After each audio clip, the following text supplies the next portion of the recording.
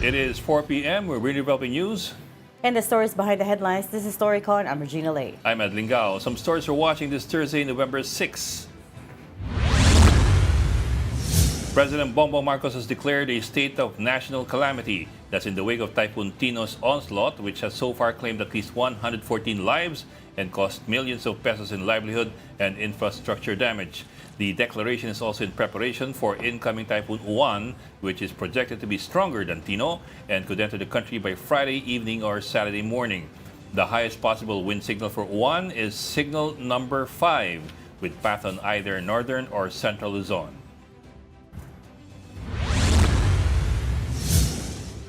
The Independent Commission for Infrastructure has submitted its 4th interim report to the Office of the Ombudsman. ICI flagged former Public Works Secretary Manny Bonoan and several officials over a 95 million peso flood control project in Bulacan that was fully paid for but never built. The commission accused Bonoan of quote-unquote inexcusable negligence tantamount to fraud and recommended administrative charges for grave misconduct and gross dishonesty. Meantime, ICI Chair Justice Andres Reyes Jr. held a placard during today's media briefing that said, "What the world needs now is love, not greed, not selfishness." And the Bureau of Internal Revenue, or the BIR, has filed a 1.6 billion peso tax evasion case against 3 former public works engineers before the DOJ. These engineers are part of the so-called BGC boys, Henry Alcantara, Bryce Hernandez, and JP Mendoza. The BIR said a lifestyle check shows that the officials live beyond their means, owning luxury vehicles and properties far exceeding their declared income.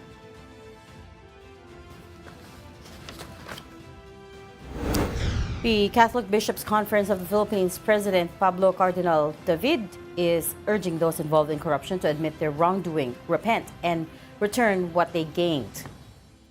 In a video message, Cardinal David said true forgiveness and reconciliation can only begin when there's accountability. He emphasized that genuine change involves confession, repentance, and restitution. The CBCP chief also reminded the public to seek justice through peaceful and constitutional means. Kapag mayroong pag-amin, pagsisisi at pagsasauli, ay mas madali hong lumago ang tunay na pagpapatawad at pagkakasundo. At naniniwala po ako na sa tulong ng Diyos at sa tapang ng sambayanang Pilipino, mananaig ang liwanag kaysa kadiliman, ang katotohanan kaysa kasinungalingan, at ang pag-ibig kaysa katiwalian. And joining us today is StoryCon's resident political heckler, Tito Rol Llamas. Gandang hapon. What the world needs now is love, sweet love. Agree ka ba, Principal?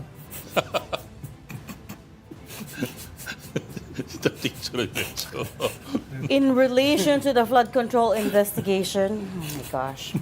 But to complete that, what the placard said, it said, "What the world needs now is love, not greed, not selfishness." I mean, how is that relevant to the investigation? Well, no. Love flows from everything. If you love your country, you do what is good for the country. You mean if somebody steals from the government coffers, immediately they don't love the country? Hindi pwede naman pareho, di ba? If they steal from government coffers? Yeah. Alabas mo na ako. Some people will... I'm sure they don't. Alabas mo na ako sa kuweba. Nagsuswimming ka ba? Sa kuweba. Alabas mo na ako sa kuweba. No, the point is I don't know what message he's trying to convey from that. Why it has to come from him? Why it has to come from Why him? it has to come from the ICI? If I mean, as the chair of the commission that's the lead investigator for all of this, I want somebody who's tough, hard-hitting, and, ruthless. Huwag kang saging pag-gising na Not kanina. someone who's talking about love. But Pag-gising anyways, sa umaga, kailan naramdaman niya? Tanong natin si Ami. from the Philippine Star, we've got Editor-in-Chief Ami Pamintuan. Hi, Ami. Agree ka ba, Ami? Yan ba headline Hi, nyo, Ami? What the everybody. world Happy needs now is Thursday. love, not greed. Hindi siya tagahanga ni Dionne Warwick, si Reg. Dionne Warwick ba original? Oh. Dionne Warwick? Oh, Dionne Warwick. Talaga? Kabats ni... Alam ni Ami. Kakantahin na ni Ami. Sorry, akala ko Taylor Swift eh. Oh, Ami, I know you're dying to sing it. Go.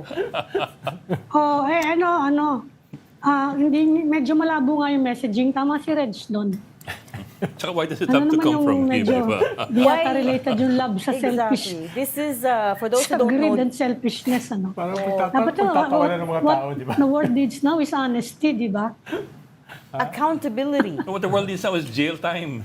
Punishment, no? restitution, Oh, sabi nga ni Cardinal Ambo, restitution. Mas especially... malinaw yung kay Cardinal Ambo. Oh, I mean, exactly. So that's a great point, Ami. Pag galing kay Cardinal Ambo, okay, that's totally understandable. He represents the clergy, the church. Pero from Baka the humilito chair si Ronaldo. of the commission that's investigating massive, widespread corruption, I'm sorry, I mean, Oo nga eh. pasintabi kay Justice Andres Yan Reyes, eh. but Kaya nga ano siya, I'm puzzled. ano siya, yung henerasyon niya ni Bert Bacharach eh. Love talaga. Love talaga ang solusyon sa lahat eh. Hindi niya nararamdaman yun. Kulang ng Kaya baka pag-ibig. kailangan Kaya kita mo dagdagan si niya ng Hero love na your trying to country. make up Ganun for ba? all of our feelings Diba? in the love department eh. Gano'n. Oo, baka Ganun, ganun kailangan don't go dagdagan. there. Love your country, love your fellow Filipinos. Siguro, baka may kulang na salita dyan. Pag sinabi ni Kwan yan, ni Zaldico, ni Yusek Bernardo, ni Engineer Alcantara, okay na sila. That they love their Sasabihin country. nun, marami naman kami love. We love a lot of, a lot of things, It's, a lot of people. Yeah. I said, I Paano don't know, ganun sorry. na Alam mo, sa Response, gitna diba? ng devastation ng Cebu, Kaya diba? nga, it's Sa really, gitna it's just ng, bizarre. Diba, ng mga kasong isasampa, tapos sabihin mo, what the world needs now is love, sweet love. The thing is, this was during today's press conference when they presented the fourth report in which they named more people that they're recommending for investigation. Ay, hindi ko alam if natanong siya ng reporters. I haven't watched the full live stream yet. Hindi ko alam if natanong siya ng reporters who are there why he was showing that placard and what he was trying to convey with it. Bakit pa siya gawa ng placard? Oo. Hindi na lang siya nag-soundbite. May placard. May iba eh. May iba eh, no? May effort May effort eh. yun eh. May effort eh. No? Prinint pa. Oo nga, kayo At naman. hindi siya bond paper size. Oo ha? nga, Bond give paper size. him an A for Yan. Hindi, effort. mukha siya pa yung For nagdikit effort. nan eh. Mukha siya pa nagdikit nan eh. No? Ay, What the world needs now is restitution and retribution. Yes. Yes. Oh. restitution, Kaya mas Parusa. malinaw yan. No? Parusa ang kailangan. reparations, lahat ng re-Asians, jail time, as you said, accountability. We need people to pay for their crimes. We know crimes, massive crimes took place, right, at this point. Parang off eh. Kahit- Parang off. Talaga nagigets ko talaga yung, pero meron siyang soundbite na what the world needs now is love. Magigets ko pa yun, pero hindi talaga nag-print out pa ng ganun kalaking A4 size na, no? Nasa gising nga yun. Nasa Tingin ko nasa gising niya. Naginip siya kagabi. Tapos Talaga naisip niya, ito talaga ang problema ng bansa. Kailangan talaga ng pagmamahal at pag-ibig sa isa't isa. A for effort ka din for trying to. Ah, Okay, ano yung latest? I just got the numbers talking about yung we're talking about this issue in the aftermath of another huge disaster. Latest death toll in Cebu, 124. 130. Umabot na lang May 130 sa 130 numbers na. mo? Okay. Well, Kami somehow even 130 sa more. Cebu pa lang ah. So yung sa amin kasi as of 1 p.m. So now it's 1:30. Ang bilis-bilis niya. the hardest- Kagabi, 98 nung magsasara Yun kami. na nga eh. Nung about half an hour later, 111 na. The hardest hit are Liloan, Compostela, Yeah.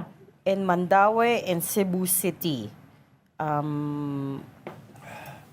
Grabe, no? So, Kasi habang bumababa yung tubig, naglalabasan yung mga patay saka yung mga nawawala. Kaya ang bilis-bilis umakyat ng death toll. oo. Because as far as we know, as of this afternoon, hundreds remain missing. So, Yes. yung search and rescue, Yes. search and retrieval operations are still ongoing. Kasi may Tapos- tubig pa nga eh. Ang bagal-bagal eh. Tapos may parating pa na bago na mukhang mas malakas. Yes, super Posibleng typhoon. signal number 5. Signal number 5. Yolanda level yun, ha? Yung number 5. Signal number 5. That's very powerful. It's Saka very dahil powerful. tama ang Central Luzon, baka malakas ang tama sa atin. Di ba? Yes. Medyo si weather forecaster Ed Linga, wala ka ba diyang ano? Oh, Wala ka ba full of papakita dyan sa wind. computer? Kung gaano kalaki yung ano? Hindi, kung gaano kalaki yung ano, yung papalapit sa Tapos atin. yung pagkasalita ka yung tuloy-tuloy. Nakagupit sa Metro Hindi pwede Manila. sumingit, di ba? Ayan, Oh, ayan o. Pag-asa. That's Uwan, di ba? It's Uwan. Uwan. Yeah. Project. Fung Uwan, Wong, Uwan. international name Fung Wong at this point. Pagpasok sa PAR, saka i-rename to Uwan. This weekend yan. Oo, this weekend. So we're Yes. looking at November 8, 9, 10 potentially. By Sunday, it's expected to be off the coast of, I think, Isabela or Aurora. And crossing over west-northwest siguro, up northern Luzon. So by Monday, it would have crossed, by Monday afternoon or evening, it would have crossed through Luzon already. Pero malaki, aabot yan sa Malaki siya. Yes. NCR. At yung sabi na 185 kph na ano. It's a bit unusual. Oh, ako lang ba, or is it's a bit unusual to have these such strong Magkasunod? storms late in the year? Well, Or Yolanda naman? kasi Hindi, November hindi. niya. November din siya. Normal yun. October, November, And we've had malalakas. terrible storms In in the past December. years, Supposedly tapos na yung wet season, right? Yes, dapat July yan. Matagal nagbago yan. Hindi ba dati June pa lang? Sa bagay. June ulan Sa eh. bagay. It Ngayon, starts up to November. earlier. It starts Ang earlier. Yolanda is November eh. Yeah. Naalala Ang ko yun, Ondoy eh. was late October.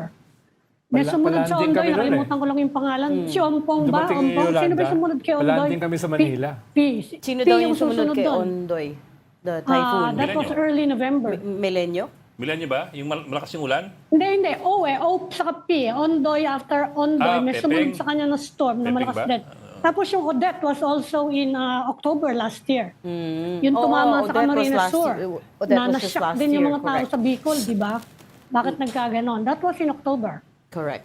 So, I mean, at this point, I mean, what can we do, right? I mean, yung government is already calling on all LGUs to be prepared to mobilize their disaster response teams and also prepare evacuation sites.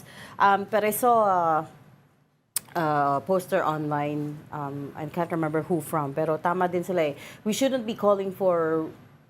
be doing hashtag help Cebu or pray for Cebu. It should be justice for Cebu. Same for every Oo nga. single one of these provinces na tinamaan ng malala, ng typhoons, tropical depression, super typhoon, kung ano man, and exposed how massive corruption in this country has exacted a human toll, as heavy, very, Ang very sabi ni heavy. Vince Dison, ang ICI daw is already looking into 5 billion worth of flood control projects in Cebu.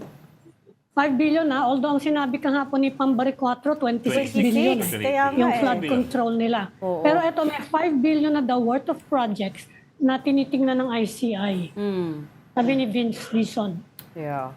Yan. Saka Ronald, ano ba yung state of national calamity? Ano ibig sabihin nun? He can, activate the quick relief funds. Diba? Hindi ko national yan, nationwide yan eh. Bakit ganon? Anong ibig sabihin nun? Ang alam ko lang doon, mobilize mo yung lahat ng whole of government eh. Armed forces, police, lahat. So hindi lang NDRRMC.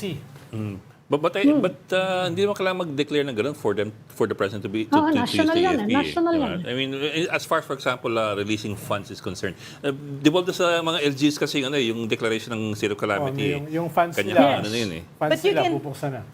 you can tap Pupuksan the na yung mga funds. resources nila. Oo. Yung mga Nang LGUs, mabilis. Ng mga LGs when they declare Parang on hindi their na own. siya when you- dadaan doon sa process. Correct. But when you have the national government declaring a state of national Yes. emergency, what Ano exactly yun? is that? Well, for one thing, he can call a price freeze, right? Ito na yung, di ba, a few weeks ago, there was a yun. confusion over the maximum Suggested retail retail price. price and price freeze. Ito na, because there's a state of national calamity, that the I president guess, can yeah. call for a Parang, price freeze to prevent profiteering and hoarding in this Yeah, time of parang- calamity, right? Parang short of an emergency rule sa lugar na devastated. Parang short of that, no? Na yung usual rules mo ay hindi nag-govern doon. Oo. Okay, Bok, let's bring in our mojo.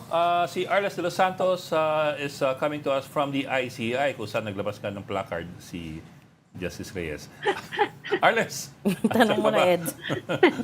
Arles, natanong mo ba tanungin niyo na si siya. Justice kung para saan yun?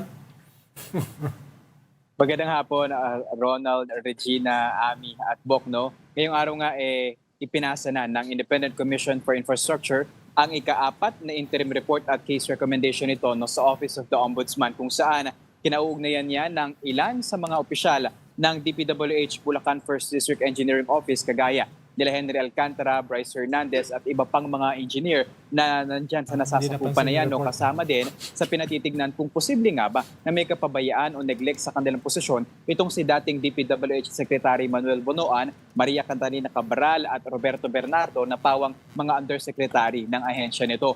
Nagulat tayo, Bok, Regina, Ami at Ronald no, ng biglang inilabas nito ni ICI at Chairperson Andres Reyes ang kanyang placard na naglalaman nga no, na sinasabi, what the world needs now is love, not greed, not selfishness. Ayon sa kanya, ito daw ay pagpapaalala no, sa ating mga kababayan at sa ating bansa na kailangan daw magmahalan at kailangan daw makontento sa kung anong meron tayo, imbis daw na maging makasarili at isipin lamang ang sarili, magtuto daw tayo, magbigay. Meron mga nabanggit, kagaya na lamang ng mga bag na Hermes at mga labis na koleksyon ng mga sapatos pero hindi naman niya kinumpirma na ito ay nakapatungkol sa sino bang mga personalidad na nauugnay dito sa maanumalyang flood control projects ng pamahalaan. Arles, nag-holding hands ba kayo at kumanta na yung Kumbaya kanina?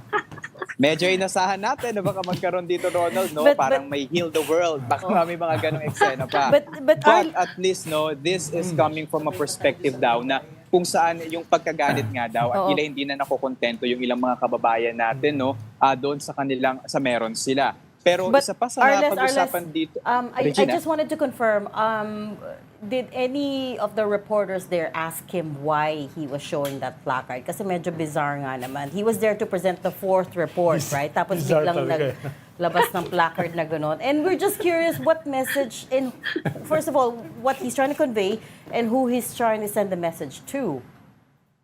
Natanong niyo ba?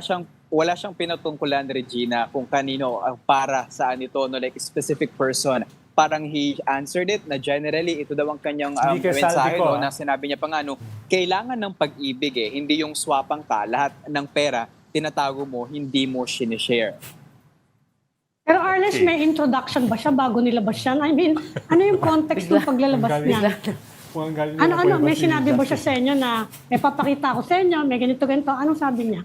Actually, pagkatapos niyang basahin yung summary no, ng ika-4 na interim report na ipapasa ng Commission sa Ombudsman, tumayo na itong si Justice Reyes and then hinila or nilabas na nga itong kanyang placard. No? And then we just ask, what's the meaning behind this? And yun, sinabi niya, it's just like so candid, pero parang may cutouts It's all printed and supposed to be in a cardboard. No? Pero bukod kasi dyan, natanong din natin siya kung meron pa ba na ibang kailangan yung ICI at kung yung mga serious issues, we delve more onto that, no, kagaya na lamang na bakit maliliit na isda lang yung tila mga pinakasuhan sa ombudsman at yung iba pa no, na mga proponent na tinuturo. Ayon sa kanya, kailangan pa daw kasi ng whistleblower no, ng ICI nang sa gayon, maituro at maikonekta itong mga maanomalyang flood control projects doon sa mas malalaking mga personalidad. Pero sa ngayon, kasama daw yan sa isa sa mga hamong kanilang kinakaharap. Yeah, sorry for the questions pero kasi baka mas appropriate na may placard siya na what the ICI needs now is more funding and power. Pero kahapon ay kaka-approve pa lamang ng 41.4 million pesos na budget nila, no? And kasama na dyan, no, yung kanilang operational budget hanggang sa pagtatapos ng taon. Nanggaling daw ito sa contingency funds and makakapagbukas na rin sila ng 172 na mga contractual positions, no? So, ayon sa kanila, aprobado na ito ng DBM din and hinihintay na lamang nila na ma-download. Okay, but also power kasi di ba hanggang ngayon ang authority naman talaga nila is to do fact finding they cannot impose on anybody to appear or to submit data or records, especially the private sector. So that's still a major vulnerability. Tama ka dyan, Bo. Kaya nga sabi dito ng ICI na kung mapansin nyo, no, ngayong linggo lamang na ito, parang 2 ata ng mga case recommendation at interim report ng ipinasa nila Ayon kay Reyes ay hindi nila iipunin ang anuman na mga interim report na mabubuo nila, hindi nila patatagalin at agad itong isusumite sa ombudsman nang sa gayon maka-action agad at masilip ang mga ito. Arles, this week, the only, so far, yung nakita namin na nag-testify, again, or the Diskaya couple, no? Did you find out anything more about it? May bago ba silang sinabi? Pang ilan na nila nito? This should be the 4th or 5th testimony na, nakailan na sila. But it seems, pabalik-balik sila, but it's not clear to us if anything is coming out of it. Tama ka dyan, Regina, no? Kasi parang after netong fact-finding na kanilang ginagawa, ombudsman na daw yung susunod na action dito, no? Kasama nga dyan yung whistleblower. Ayon kay Reyes, parang mas may kakayanan at may sapat na mga tauhan, no? Itong ombudsman para magpatawag at mas silipin ng mas detalyado pa itong mga kinaugnayan ng mga flood control projects. Yung nauna na pinasa nila this week ay sa Bulacan din yon, sa Plaridel, 72 million pesos na ghost project. And then ito naman this week ay 95 million pesos na nandun naman sa Bukawi, Bulacan. Arles, nandiyan ba yung Arles, ibang kailan member naumpisa ng yung live stream? ICI? Katulad ni Babe Singson, katulad ni Navarro, no? At saka si General Azurin. O si Kwan lang kasi nakita si Justice Reyes lang. Maganda kasi dahil kakaunti lang sila na nandun sila lahat. You mean si Fajardo? Yeah. Taga SGV, oh. SGB, no? Na paano iba-iba yung kanilang skill set eh. Yung isa ay yung SGB, yung isa ay dating DPWH Secretary, yung isa dating PNP Chief. So maganda na makita yung complexion ng ICI at all times. Tama ka dyan, Ronald, no? Pero kanina at least sa press conference, si Justice Reyes lamang yung humarap. Huli natin nakita na magkasama itong dalawa, no? At least outside their offices when they inspected yung DILG facility, no? Kung saan daw ikukulong yung mga maugnay dito sa mga flood control scandal. Kahapon, kung di din tayo nagkakamali, itong si Alzerin pumunta ng Davao kasama si Dizon, si DPWH Secretary Vince Dizon, para mag-inspection din ng isa sa mga umano'y maanumalyang flood control project doon. Dito kasi, kung maglalabas kami Arles, ng placard, malinaw na ba hati-hati kung kami. kailan mag-umpisa yung live stream? Isa yan sa mga hinihingi ng Iglesia ni Cristo. Tama ka dyan, Amin, no? Matatandaan natin na nung pumunta sa Senate itong si Reyes, no? Kinumpirma niya na magsisimula na agad sa susunod na linggo yung live streaming nila. But unfortunately, 2 weeks after that, no, nag-focus sila sa case recommendation, case build-up. And then yan, nag-file na sila ngayong araw, no? Inaasahan natin na by November 11 or 12, magre-resume na yung mga pagdinig nito. Kasabay din doon yung live streaming, katulad na naipangako nito sa Senate at sa mga, tinanong din natin actually, pati yung mga nagdaan nila ng pagdinig na hindi na raw nila ilalabas. But hoping, no, na itong mga paparating na pagdinig ay lahat makikita ng taong bayan kung ano nga ba ang tinatalakay sa loob ng mga pagdinig nito. Any Okay. other new witnesses, whistleblowers na pumunta dyan sa ICI? Again, I keep only seeing yung the Diskaya couple. What about the other contractors na pangalanan na before? So far, Regina, no, itong nakaraang dalawang case recommendation at interim report ng ICI, top-notch catalyst yung kanilang mga sinasangkot, no, yung ipinupukol itong ghost projects nga na ito. No, ngayon, merong bagong pangalan na lumabas. Ito yung BIM team. Parang meron silang joint venture. Ito nga yung ghost project, only for it to turn out. No? So, ayon sa ICI, yung top 15 contractors, nagpo-focus pa rin sila doon sa mga una nang nabuksan at natalakay. So ayan, sa Bulacan, marami pa daw sila na mga kaso na ipapasa, pero focus sila talaga doon sa 421 na mga flood control projects na una nang nasilip na ano nga daw ay suspected as ghost projects. Okay. Okay. All right. We'll leave that there. Thank you so much for your live reporting, Arles de los Santos, live from the ICI headquarters in Taguig. Thank you, Arles. Salamat, Arles. Thank you, Thanks, Alex. Arles. So, at least may pondo na sila ngayon. 41 million, Oo. which isn't a lot. Yan nga. Kasi dati pa Ubus na yan ginagamit in nila 6 months. Pero hanggang December Pero lang naman imagine yan. mo Hanggang Yung December lang ba 41 yun? times until year end. It's not for the full year. Tsaka imagine mo, mahigit sa Yeah. buwan na sila. Wala silang budget. Mahirap yun. Tapos buong bansa nakatingin sa kanila. Kaya kailangan talaga Public nila Attorney's ng Office ang ginagamit nila dati, abogado. And even Nakasingit yung- pa sa PAO, di ba? Hindi, Even mismo yung yung head, security nila, wala silang security. even yung headquarters, kaninong office ba yun? DOE, di ba? DOE, di ba? DOE. Yeah, they're Sa Taguig. co-located sa DOE. But yun nga yung point mo before. Kaya You're pala, given- kaya pala nailabas ni Justice Reyes yung kanyang placard. Siya lang mag-isa kanina. baka- Wala makapagbito ng Wala pang placard staff. niya. Kung dito kasi maghahati tayo, di ba? You mean that's his way of asking for more money? No, I mean, Labo. Labo. wala nga. La- Hindi, Ayan, namamalimos. placard, oh. Wala sang ibang kasama kasing commission member. Lalo ba si So, Sir, walang what the mapagbito world na. needs now. Tapos ikaw yung love. Di ba? Hati-hati tayo. Isa-isa silang gaganon. Oo, isa-isang lalabas si Babe Singson, General Azurin, no, di ba? I'm not amused. Principal tuloy. Oh. Oh, kanina pa siya asar doon sa plaka. Hindi naman. I just Hindi niya don't ma-get yung see Hindi naman message. asar ka. I Malabo just nga don't yung messaging eh. I just don't see the point of it. It's a very serious matter. Yeah. And again, I'm for the chair of the lead in commission in this investigation. I want somebody who's cutthroat and ruthless, right? Who's gonna strike fear into the hearts of these criminals, Not loving.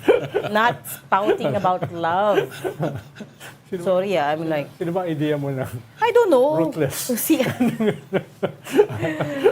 Sino ba ang idea mo na ruthless?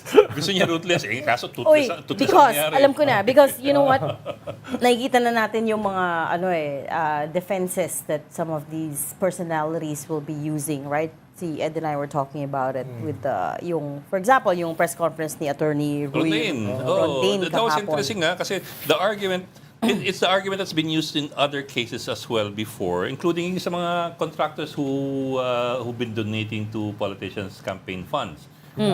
Na iba ang personality ng tao versus yung personality ng kumpanya. So, using that same argument, ang sabi ni Attorney Rondain was Mississippi's Aviation is not the same as Zaldico. At mas bumaba pa yata yung kanyang SALN kumpara noong 2019. Parang may ganun pa siyang sinabi. 4.1 billion ang sinight na number ni Attorney Rondain. Tsaka kaya siya hindi babalik dahil Merong security threats. Deathly afraid. So, yeah. Deathly afraid. May sabi naman ni Miko Clavano kanina, basta pinailan na daw yan ng kaso, magre-request na sila either extradition or a red Extradition, notice from Interpol. Oh, yeah. Baka Already. Kung Baka walang mas extradition, pwede mong ipa-red notice sa Interpol para mabilis-bilis. mas Interpol yun. Dahil yung bansa, wala tayong Mas mabilis yun, extradition. Doesn't matter kung may embassy ang extradition. Portugal At least dito sa yung Interpol, Pilipinas. marami yun. Tama. Some interesting points lang from the press con of yesterday kasi Attorney Rondain was pointing out na Mississippi's Aviation was created in 2003 or 2004 and Zaldico only became a congressman in 2019. So sabi niya, how could somebody who only became a congressman in 2019 have used illegal funds to purchase aircraft for a company going back to 2004. Medyo disingenuous yun kasi, for example, some of the aircraft in question, like yung Gulfstream, was bought in 2024. So, it's Hindi nga not daw the same thing. Hindi nga daw sa kanya yon. Di ba yung sabi, wala siyang air assets. Yun ang sabi nila. Walang air assets. Ang sabi ng gobyerno, meron. Almost 5 billion yun na kumpiska nila. So, kanino yun? 5 billion. Depende yan dun sa official documentation. Kasi magaling naman yung mga marami naman talaga tayong yung ownership kung saan napupunta yung pangalan. So maraming So, pwedeng layers. deniable siya based on document. May story Anyway, siguro magandang tingnan yung case na tax evasion na final dun sa mga to get an idea kung paano hahabulin yung ganyang kaso. may Yung mga story final tuloy na mukhang tax Pero evasion Ali, cases. nung kinumpiska nila Doon sa yung mga almost... engineers, pwedeng makita natin kung paano, kung sakasakali lang, nahahabulin nila yan. Pero In Ali, that nung case. kinumpiska nila yung almost 5 billion na air assets, Siyempre may batayan naman sila ron. Di ba? Kahit papano. Meron silang batayan na ito ay kay Zaldico. No? Hindi lang, ganun ba? Dahil ang laki nun 5 Tingnan mo billion yung mga registration sa Securities and Exchange Commission ng kumpanya, yung bumili nung air asset, at saka yun, ganon-ganon. Ganon ang magagawa mo. Halimbawa, yung mga air assets na dinala daw sa Malaysia, malaki rin yun. Aeroplano, chopper, etc. So, ibig sabihin, meron naman silang kaunting basihan, di ba? Pero ito nga, Rappler came out with a story today based on the SEC filings. But we'll dissect yung the flaws in the argument of cost lawyer, but I just need to throw to a very quick break. Oh, okay. So you're watching StoryCon 1 News. Please stay with us. There's more to talk about. We just need to take a very short break. We'll be right back. This is the Story Conference Group or the StoryCon Group.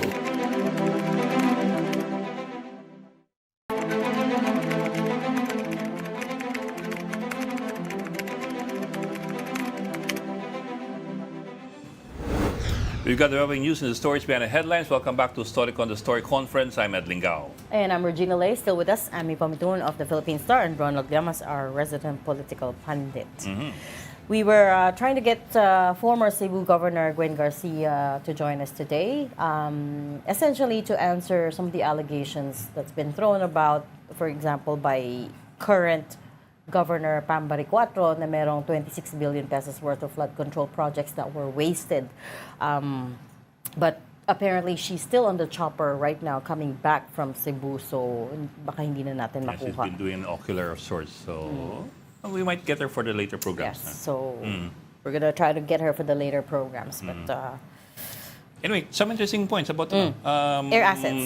Yeah, the press conference yesterday of Attorney Ruy Rondain, abogado ni Zaldico, a bit of backgrounder, he was the lawyer of Mike Arroyo, nung pala ni GMA.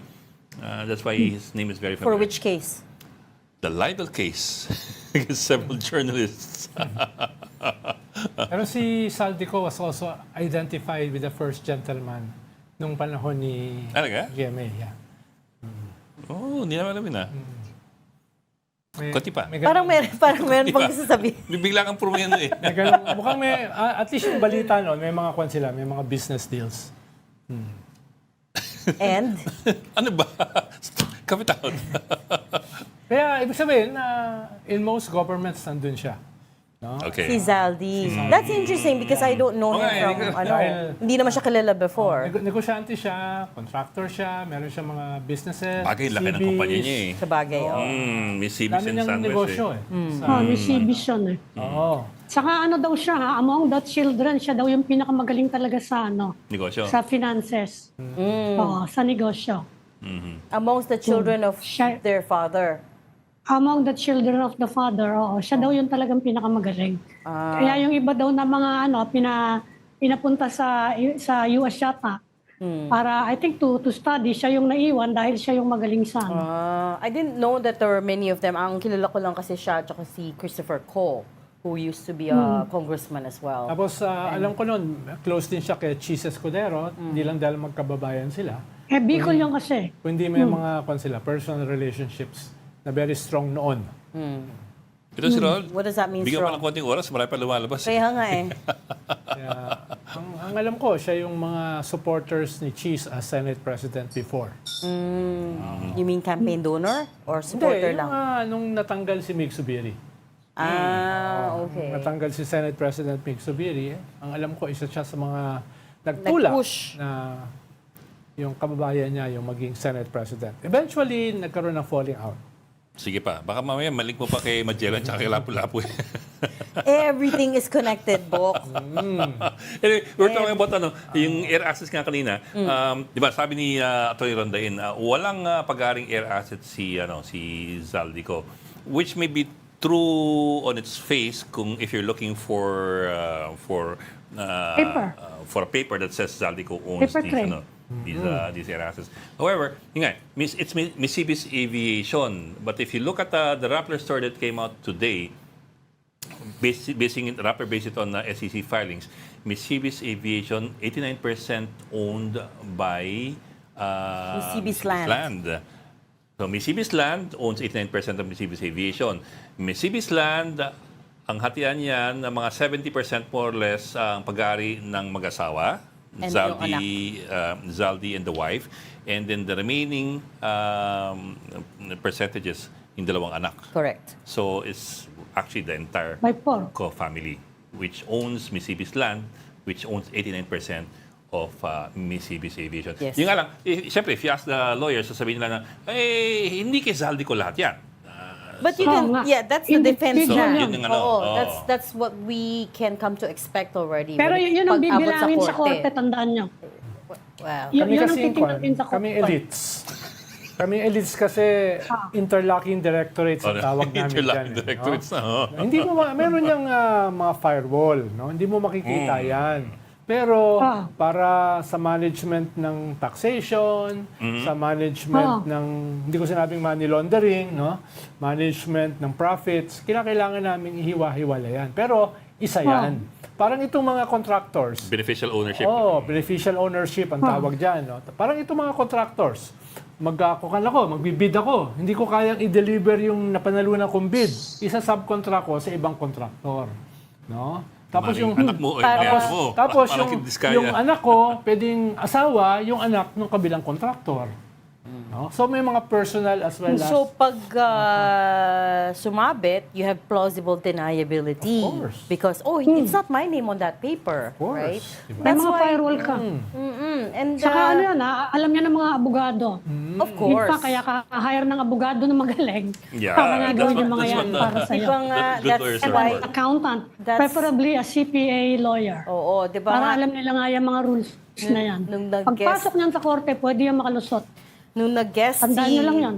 Nung nag-guest si former IBP Chair Egon Cayosa, remember we were pressing him about the responsibility of IBP here, Integrated Bar of the Philippines, because that's the organization that all lawyers in the country must belong to. And call me idealistic, but baka naman meron silang... Idealistic nga. Alam mo, may echo na naman ang boses mo. Nasa kuweba ka na naman. Idealistic nga. Hindi ba pwedeng sila din, they stand for what's right this time? I mean, Hindi, sasabihin nila, they will follow always the say that legal, what is legal the is what is right. provisions. Oo. Basta allowed John. Tandaan nyo, lalo na sa mga defense, malaki leeway eh. malaki Na nga. pwedeng That's gawin ng why. defense Because you're lawyer. proving beyond reasonable doubt. So, You play Gagamitin the yan system. lahat para makalusot yung mga kliyente nila. Correct. And that is their role as a defense lawyer. It's the Meron same silang argument. mga pinangahawakan. You have to review our laws kung gusto nyong medyo mabawasan Makausap. yung mga butas na yun. Oo. It's the same argument nga It's dun not sa even in the Philippines, ha? Kahit Oo. sa US, di ba? It's the same Maraming argument nga ganung dun sa, kaso na sa nakakalusot. contractors who are donating to campaign funds eh. The argument being, iba naman yung kumpanya, iba yung may-ari ng kumpanya. They're two different legal entities. No, but at some point, you can't disassociate one from the other anymore. Right? That's In what the we- case that's of, what we want to sino ba say, but- nag-start ng Mississippi's Gray Land, area right? daw yan, di ba? Sabi ni Who's- Chairman Garcia. Correct. And he's a lawyer. Exactly. Yung, He's a lawyer. It's a gray area. Kaya hindi natin malaman hanggang umakyat Yeah, sa that's all it. the It's way a to the gray area. Supreme Court. So, Oo, yun. kailangan So, umakyat siya pagalingan ng argumento at padulasan ng padulasan. At In diyan fact, kumikita di ba ang sabi mga naman ni malalaking Boying law Remulla, firm. isa daw sa pinakamahirap pang patunayan na offense dito is plunder. Kaya nga medyo lumalayo-layo siya dyan sa anong yan eh. Dito sa flood control, dahil lahat tayo, ang tagal-tagal din na mga kailan may mapaparusahan, kailan makukulong. No. Kaya Sana medyo nga lumilin makasuhan siya sa eh. plunder. Yung medyo madali, yung That's why, malversation na lang. they're reaching for low-hanging fruits. Kasi conflict nga, of interest. plunder is very, very difficult to prove. It'll take years, right? Kasi kailangan personal na Benefit. na nakinabang doon sa ninakaw. So kung wala naman nagpipirmahan dito, hindi inaabot na personal, wala naman CCTV na nag-aabot ng pera, puro cash yan, paano man patutunayan yan? Para kasi Bong Revilla at si Jingo Estrada. Yun na nga. Yung Walang sasabit yan, puro yung chief aid of lang. staff. Yung aid mo, itatapon mo doon ka bilibid. At ikaw, libre ka. Kaya yung mga agent, medyo mag-ingat-ingat kayo. Oo. Alamin nyo kailan nyo ilalaglag yung Ito boss si nyo. Ping Lacson, pati yung CCTV dun sa Senado. Richard Cabe, Nire-review kay para Bong Revilla. sino yung kumuha ng Namatay sa mga bilibid. One of the sino other yung tumanggap. One of the other things that Attorney Rondain said yesterday was that Zaldico is not evading accountability because he left the country long before the Mahiya Naman Kayo State of the Nation address. First of all, because people have short memories, let us remind them that January pa lang, for Gen-Feb pa lang, when did he get fired as appropriations January. chair? January, right? Meron ng controversies, let's say, surrounding Over the budget. Zaldico. Insertions. Diba, at that time, recall that ang press release nila when he was fired as APRO chair was he's stepping down for personal, or was it health reasons? I can't remember. One of those euphemisms. health reasons. But we later on found out it was because, yun nga, people were getting wind of the fact that there were anomalies in the budget. And that's why he Budget insertion. was forced In off. fact, yung budget scandal overshadowed all the work of the Quadcom, ano pa yun, yung sa yung isa pang Committee on Good Governance, natabunan pati skandalo kay BP Sara. Dahil doon sa budget insertion pa lang yan, wala pa yung flood control. So, I mean, it exploded because President Marcos did that press conference wherein he exposed the top 15 contractors around the country. Pero even before that, meron ng mga Hindi, yung issues. GAA.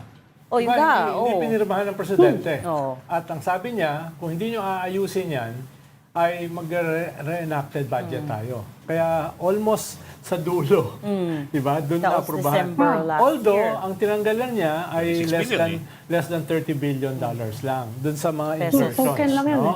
Pesos, no? Doon sa mga insertions. 26 billion lang. And we later found out from his campaign manager, Toby Tiangco, that he would have vetoed more if he had more time. But that tells us they knew how big the problem was, right? So anyways, Yes. my point being... At sinabi rin ni Oo. Toby Tiangco, ang laki daw ng impact dun sa campaign nila. Correct. Niyang scandal over the budget. And remember, ang nag-move na tanggalin si Zaldico sa Appropriations Committee was Sandro Marcos. Pero medyo revealing din, Ami, yung sinabi ni Toby Tiangco. Ibig sabihin, yung kanilang campaign funds manggagaling sa pera ng gobyerno. No? Hindi ba? Dati na naman. Diba? Dahil sa problema sa national budget ay nagka-problema sa campaign funds ng alyansa. Hindi, yung iskandalo daw na yon na epektuhan yung ano. Hindi, Doon daw sabi ni nag-umpisang Toby, bumaba hindi daw kanilang wala daw lumabas na pondo. Mga eh. ratings, oo. Diba sabi niya, wala daw silang pondo. Yun ang sabi niya. Oo. No? Maliban pa doon sa impeachment na nakatulong daw laban sa kanila. And then officially, si Zaldico, we know this for a fact, which guest told us this, only applied for a travel clearance from the House of Representatives weeks after the State of the Nation address, yung Mahiya Naman Kayo State of the Nation address. So after, hindi before. Weeks Hindi after. before. Yun din yung that's also something Rappler picked up in its report. But I remember we guested somebody who told us, hindi pa, at that point in time, hindi pa siya nag-apply for travel clearance. Which tells me, maybe he hadn't meant to stay out of the country that long.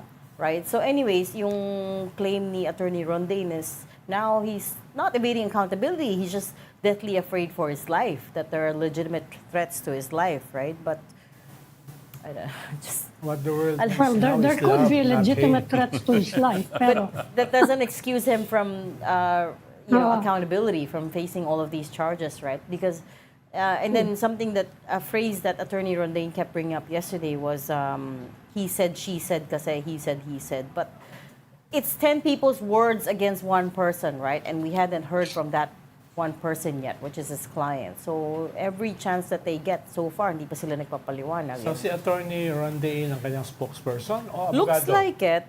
Both. Sometimes it's the same person, right? Pero yun nga, nakikita dapat na magpa-interview man lang siya ng Zoom, no, si Zaldico. Yes. From That anywhere came in up the world. yesterday. It was asked Madali namang yesterday. itago kung nasan ka eh. Doon ka lang sa tabi ng pader eh. I think it was Diba? asked yesterday. Remember, I was watching the video. It was asked yesterday, pero it was sidestepped kasi parang why would he have to do a press con? To answer the charges against him. What charges against him?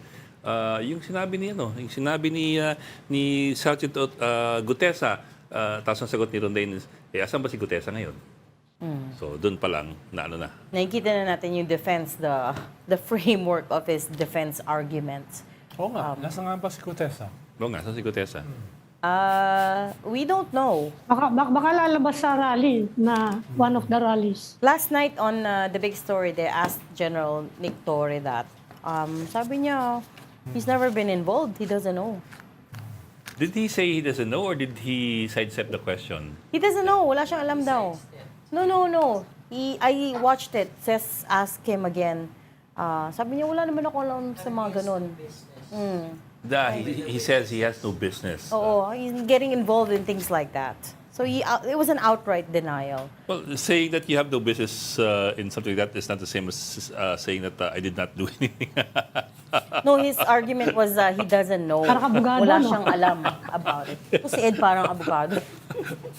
But bear in mind that General Torre is still an active duty general of the PNP. He's Yes, still he's the highest four-star. ranking.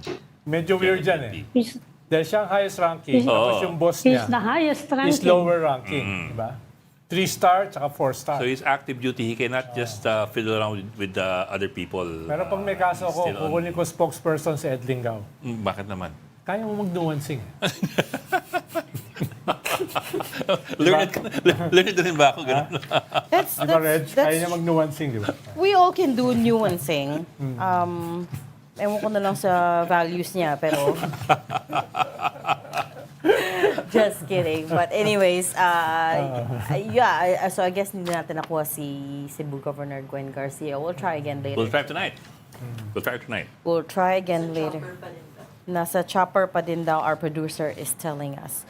But also... Baka ini-inspection yung extent ng damage. Sobra-sobra kasi yung damage dun sa Tsaka yung Cebu. mga flood control. Baka lumilipad-lipad pa doon. No? Grabe. Kasi maganda weather ngayon eh. Grabe yung Hindi footage delikadong din. mag-helicopter ngayon. Grabe yung footage. Sine-check niya yung flood control baka kasi ibanat sa kanya. Well, thankfully or not thankfully, the next storm is not gonna hit the same area. So, I don't know. Mas Well, I'm northern, hoping it Tatama doesn't sa hit Metro at Manila. Should all. we be thankful or Northern not? Northern and Central. Northern and Central Luzon. Central Mas Luzon maraming eh. tao Basta ron. Central Luzon, malaki apekto Yeah, sa pero atin. imagine mo kung same area tatamaan niya, Mas maraming ikawawa tao. ng mga tao. Kawawa ang Pilipinas collectively. Northern and Central Luzon, also don't forget the Central rice, Luzon, the Bulacan rice yan, fields. At Yung saka, mga agricultural lands doon. Bahala naman yan. at yung Central Luzon, integrated yan sa NCR. So yung Yeah. tubig sa Central Luzon, pupunta definitely sa NCR. Yeah. At yung babagsak sa eastern bundok sa Rizal. Ang bagsak yan Marikina. Kaya, Basta Central Luzon, malaki epekto sa atin. definitely. Kaya brace for it on the weekend, signal number 5. There's a there's a chance it might not hit at all, might miss if it moves north, further north. Mukhang tatama talaga. Tama talaga. Tama talaga. Luzon, Northern Luzon. I thought, Siyempre, ayaw natin tumama. Pero mukhang yung... I thought initially there was a chance it could veer north, Pero kasi further north. hindi extreme Northern Luzon it's Northern Luzon eh. Northern lang. No, and central. So, big chance pa rin na Tapos yung mga water basins dyan, magkakaugnay. Kaya kung mapupuno yung mga lakes, yung mga May, rivers, all the others will get filled up oo. then. Tapos yung mga bundok dyan, yung Sierra Madre Mountain Sierra Madre. Range, across kanyan eh. Hanggang, abot nga yan, hanggang Bicol, Quezon, no? So, if there are any viewers that are tuning in from northern and central Luzon, not to paint a doomsday scenario, pero you know, Remember best the to Cagayan start River? preparing now. That's a huge floodplain Kaya dapat going mas out to that. na-appreciate mo yung placard. Sa Cagayan.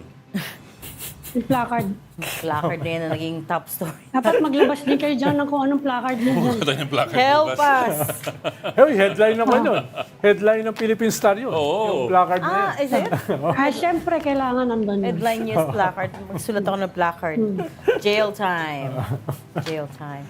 That's all. Ang kailangan ay Ruthless. Ruthless? Oh, ruthless daw, sabi. Ruthless para sa mga toothless kasi wala pang ngipin yung ICI. Oh my Corny. goodness. Oh my Ang goodness. corny. Oo nga, corny. Isa rin na nga yan, corny. Uwi ka na nga, Ed Linggao. Thank you for joining StoryCon today. Ami Pamituan, Mamaya editor-in-chief gagamitin yung joke ko, ha? of the Philippine Star, Ronald Llamas, our resident political heckler. Join us again tomorrow, 4 p.m. for StoryCon. I'm Regina Lay. I'm Ed Linggao. Kapatid, we are one news, all sides, all the time. This is the Story Conference Group or the StoryCon Group.